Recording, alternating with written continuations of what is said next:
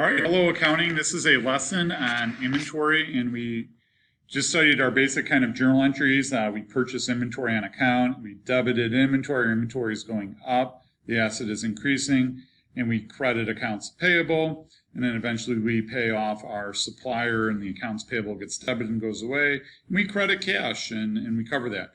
So now we're going to take that entry, that simple entry of debit inventory, credit accounts payable, and we're going to look at how companies actually handle this. And there's two methods that they get to choose from. One is called periodic inventory systems, and the other one's called perpetual inventory systems. So I'm going to kind of walk you through this. And if you just kind of look at the words, you have this handout sitting in front of you. You don't have to get too wild about kind of understanding, all the things listed on this sheet. But what I want you to look at is I want you to focus on the word periodic and perpetual. The word periodic is that we periodically update the inventory account. In a perpetual inventory system, whenever inventory gets touched, it goes up or down, we go directly through the inventory account. The periodic side is we go through what are called temporary inventory accounts. And so when we purchase inventory, instead of doing debit inventory, credit accounts payable, we're going to debit purchases and credit accounts payable. When we get inventory that we can't use and we want to return it back to the supplier, in perpetual, we're going to credit inventory. We're going to get rid of that inventory, return it back to the supplier. Over here, we're going to use a temporary account called purchases, returns, and allowances.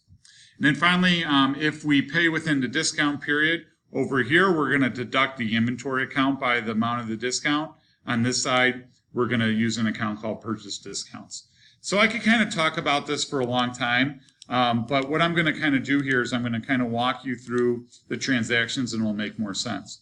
So go to page 2 on the handout that I gave you, and there's some journal entries there. We're going to focus on these kind of columns, and we're going to kind of go across and look how it's different under the different systems. Now, remember, we perpetually run everything through inventory. So this column is all going to have inventory.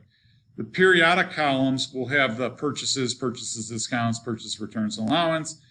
But there's one other difference between them, and that's also gross and net.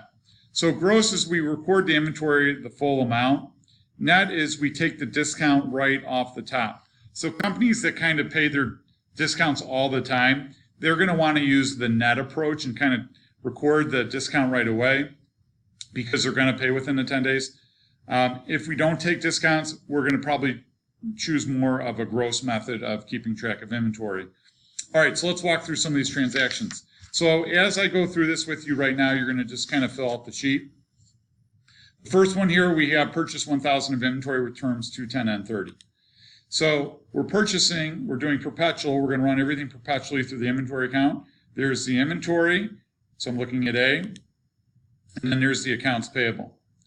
In comparison, if I'm using a periodic system, I'm going to use purchases instead of inventory, and I'm still going to have accounts payable. All right, so if we look at A, if we read that line one more time, it says purchases 1,000 of inventory with terms 210 and 30. So the gross amount recorded the inventory at the full $1,000 amount. But if we're using a net system in both these cases, we're going to take the discount off the top. So 2% of 1,000 is $20. So when we do that, we take that discount out right away, and so we record the inventory net of the discount. 980, and then periodic, we're going to run through the temporary account purchases, and then there's the AP. So now when you go to B, we're returning some of the inventory here. So that's a reversing entry here. We're just going to take it out. We no longer owe that money because we returned $200 worth of inventory back to the supplier. And now our inventory account goes down by 200. Over here, when we do that, we're going to still take it out of the payable, but over here, we're going to, instead of using inventory, we're going to use our temporary accounts, purchases, returns, and allowance. The net amount, we got to be careful. Let's think about the dollar amount. We're returning 200, but remember we took the discount out, so we got to put net of discount. So 200 times 0.98, because it's a 2% discount, gives you 196. All right, so that 200 minus the $4, we're returning 196 net of the discount, because remember we took the discount out right away. So when we return the 200, we got to take the discount out.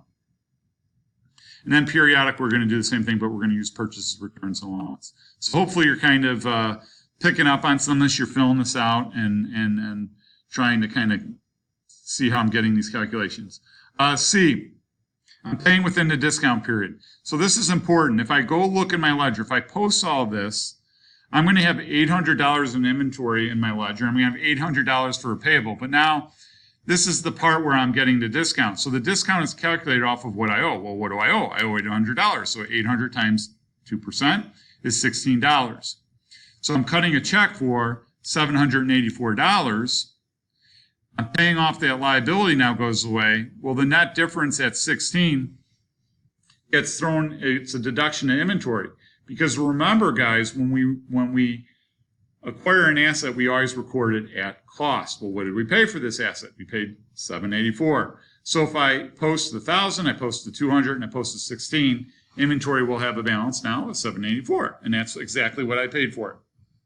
If I go over here, I'm going to kind of do a very similar thing, but instead of using inventory, that's a purchase discount. There it is.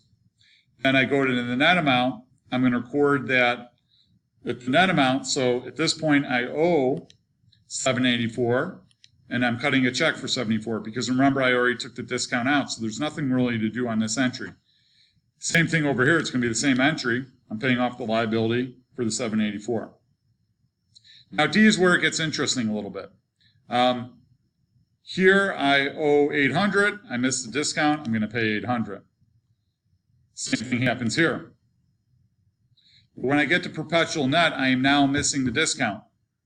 So this is important. When we use the net approach, I got net, net. Whenever I'm dealing with the net approach, when I miss the discount, this is important. Are you ready? You're listening? Write this down in your notes. You treat it as a finance function. The discount that you lose is treating as a finance function. So it's kind of considered, in a way, interest that you're paying because you missed the discount period. So I'm cutting a check for, if I miss the discount, I'm going to cut a check for $800. I got $784 in the payable. And then that dollar difference goes to what's called discount loss. So discount loss, notice it's a debit. When we think about what accounts have debit balances, well, we know assets, we know this is an asset. But if we go lower, baby, on the far right, we have expenses. So this discount loss is treated like an expense on the income statement. It's a finance function. And the same thing holds true when I go over here and I miss it. I'm also going to have a discount loss there. So what you need to understand about discount loss, we only use that account when we're dealing in the net area. We don't, you'll never have a discount loss in the gross area because we'll take the discount when it occurs. Here we take the discount off the top, and then if we miss the discount, we treat it as a financing function, and that lowers our income because this is treated as an expense on the income statement. So there you go, guys. I want you to fill out the sheet using this video, and then I want you to work on your adjusting entries, and then you're going to bring me questions on Thursday. All right, good luck.